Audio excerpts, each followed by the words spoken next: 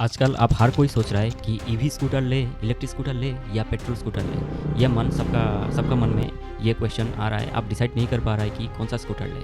मेरा पास में कुछ एक्सपीरियंस है, कुछ चीज़ें शेयर करना चाहता हूँ जिसका ऊपर बेस्ड करके आप डिसीजन ले सकते हैं। सबसे पहले आपका रिक्वायरमेंट क्या है, आपका ईवी स्कूटर लेने से आपका क्या फ़ायदा होगा, क्या नुकसान होगा, और पेट्रोल स्कूटर लेने से आपका क्या फ़ायदा, क्या नुकसान होगा, और आपको कौन सा लेना चाहिए, ये सभी चीज़ें मैं बताने जा रहा हूँ। सबसे पहले आप अगर पेट्रोल स्कूटर लेंगे, जैसे मेरा भी पेट्रोल स्कूटर है, ईवी है, दोनों है। तो पेट्रोल स्कूटर आप अगर लेंगे तो उसमें सही जो बात है, रियल ट्रुथ जो बात है, आपका तो 10 साल 15 साल बिना कुछ मेजर डैमेज है होके आपका इजीली चला जाएगा। सर्विसिंग तो करवाना पड़ेगा, इंजन ऑयल वो सब चेंज करवाना पड़ेगा, फिर इंश्योरेंस, ये सब तो मेंटेनेंस ईयरली होता ही है। लेकिन 10-15 साल आपका मेजर कोई इंजन डैमेज ये सब आपको नहीं आएगा, आप आराम से चला सकेंगे। पेट्रोल स्कूटर तो ये सबका मतलब मालूम ही है।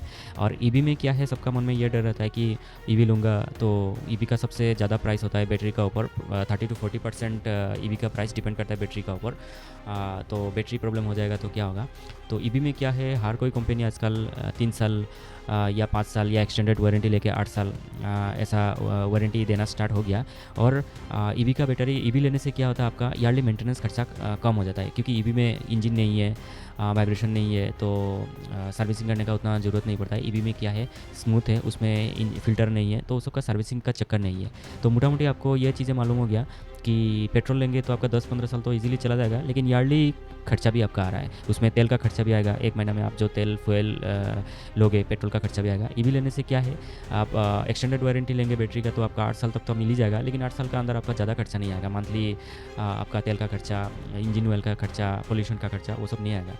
और बाकी रहा कि आप कैसे उसको केयर करके रखते हैं, क्योंकि देखिए ईवी तो आप लेंगे, ईवी फ़ायदा भी करके देगा। एक बार ईवी ले लिया उसके बाद से आपका पैसा रिकवरी स्टार्ट होता है। पेट्रोल में क्या होता है, एक बार पेट्रोल ले लिया तो आपका हर महीना उल्टा पैसा पैकेट से जाना स्टार्ट होता है। लेकिन ईवी लेने से क्या होता है, एक बार जो आप इनिशियली एक ईवी ले लिया उसके बाद में आपका पैसा रिकवरी स्टार्ट होना स्टार्ट हो जाता है। जैसे इनिशियली आप 70-80,000 से ईवी लिया है, अप्रॉक्स 2 किलोवाट का बारे में मैं बता रहा हूँ। इनिशियली अप्रॉक्स 70-80 जो इन हाउस बैटरी मैन्युफैक्चरिंग करता है 70-80 में आ जाता है, 90,000 में आ जाता है।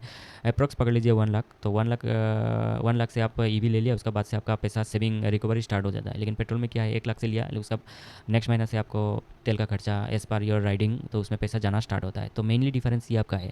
और अगर आप ईवी में क्या है, चार्जिंग का जो टेंशन रहता है कि आप चार्ज कहाँ देंगे, तो उससे पहले आपका रिक्वायरमेंट देखिए। आपका अगर 20-30 किलोमीटर डेली ज़रूरत होता है, ऑफिस जाना आना, बाज़ार जाना आना, बच्चों को ट्यूशन देना है, स्कूल में देना है, तो 20 किलोमीटर 30 किलोमीटर के लिए आपका ईवी आराम से आपका पर्पस सॉल्व हो जाता है। चार्ज बैटरी ख़त्म हुआ, आप घर पे भी दे सकता है।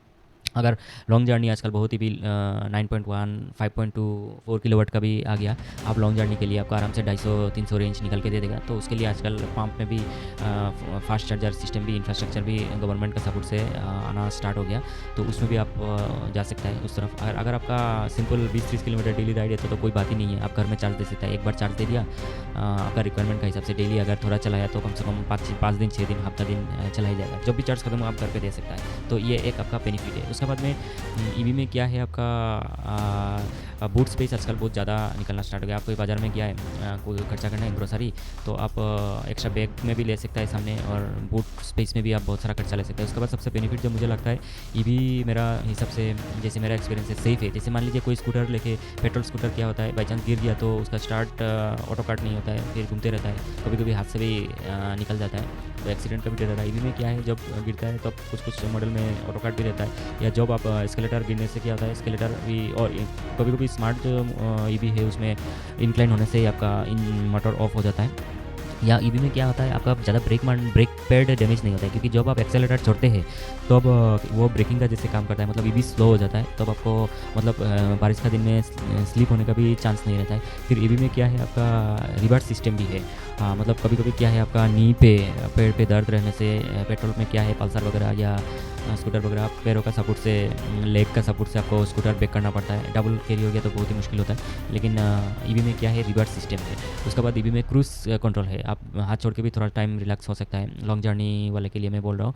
फिर ईवी में क्या है, आपका बाई चांस एक्सीडेंट हो गया तो आप अगर कुछ कुछ सॉफ्टवेयर वाला जो ईवी है उसमें आप जो 2-3 नंबर एंट्री कर दिया मोबाइल नंबर, उसमें SMS अलर्ट चला जाता है। फिर चोरी होने से भी एंटी थेफ्ट सिस्टम भी है। मतलब ईवी मतलब एक टेक्नोलॉजी है। आपका अगर ज़्यादा टेक्नोलॉजी चाहिए तो टेक्नोलॉजी वाला ब्रांड ले सकता है। अगर सिंपल ईवी चाहिए जैसे एम्पियर हो गया, वो सब ले सकता है। मैं किसी को भी रिकमेंडेशन नहीं दे रहा हूँ परचेज़ के लिए, जस्ट मेरा एक्सपीरियंस शेयर कर रहा हूँ। जैसे TVS हो गया सिंपल है, तो एम्पियर हो गया सिंपल है, फिर ओला हो गया थोड़ा स्मार्ट, एथर हो गया थोड़ा स्मार्ट।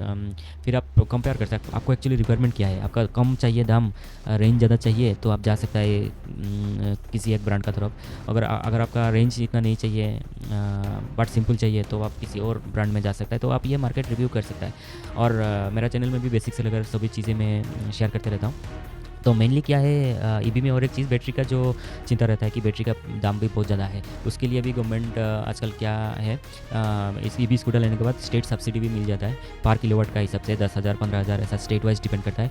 फिर आजकल बैटरी मतलब क्या है, बैटरी एक बार ख़राब हो गया तो आपको पूरा बदलने का जरूरत नहीं। उसमें बैटरी क्या है, सेल, बहुत सारा सेल इकट्ठा होकर बैटरी बनता है।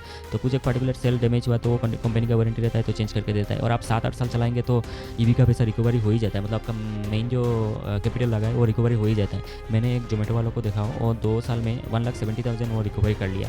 मतलब इतना पैसा का पेट्रोल सर्विसिंग का पैसा सेव कर लिया। तो उसका मेन पैसा तो उठ ही गया और प्लस में है।